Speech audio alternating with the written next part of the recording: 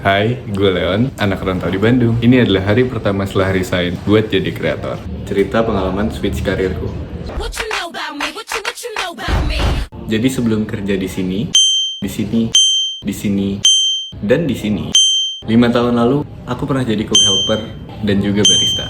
Dari yang awalnya cuma ngerti bikin kopi, motongin jamur buat breakfast, dan shift jam 3 subuh, sampai akhirnya ngerasain gaji 2 digit, punya usaha sendiri, dan bisa kerja dari mana aja. Menurutku, kuncinya cuma satu, growth mindset. Aku nggak akan bahas lebih detail apa itu growth mindset, kamu mungkin bisa cari aja. Tapi yang jelas, untuk punya itu aku butuh 3 hal ini. Yang pertama pressure. Aku adalah seorang anak sulung dari 3 bersaudara, sandwich generation, dan literally ngerantau sendirian di sini. Kalau misalnya aku nggak punya tekanan-tekanan ini, aku mungkin nggak ngerasa harus improve, dan sampai sekarang masih di zona nyaman aja. Either itu dari sisi pengetahuan ataupun pendapatan. Yang kedua, genuine curiosity. Menurutku, untuk punya rasa penasaran yang tinggi, itu nggak mesti kuliah. Tapi bukan berarti aku bilang pendidikan nggak penting.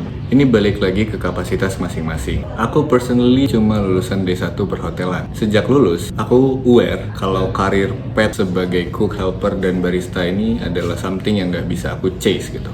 Jadi aku decide buat pivot ke hal yang lebih general, which is business. Aku pelajarin semua hal yang ada relevansinya ke sana. Either itu dari buku, ikut course, webinar, atau bahkan sekedar nonton YouTube. Cuma untuk ngelakuin semua hal tadi, kita harus masuk ke poin yang ketiga, yaitu punya laptop. Aku inget banget, gaji daily worker itu sehari 100.000. Dan pas jadi barista itu mepet-mepet UMR. Sebenarnya cukup berat nabungnya, tapi buat dapetin experience belajar yang lebih oke, I need this device. Nggak mesti yang mahal. Aku bahkan dulu cuma pakai notebook dari Xerox ini. Ini udah mati. Dulu beli 3,5 juta, nabungnya setengah tahun. Cuma yang penting cukup buat browsing dan ngetik-ngetik. Kecuali kalau memang needs-nya itu ada di desain dan ngedit ya. Kayaknya butuh spek yang lebih tinggi dan uang yang lebih banyak lagi gitu. Kayaknya segitu dulu sih. Kalau emang dari cerita ini ada yang pengen kamu tanyain, feel free buat komen.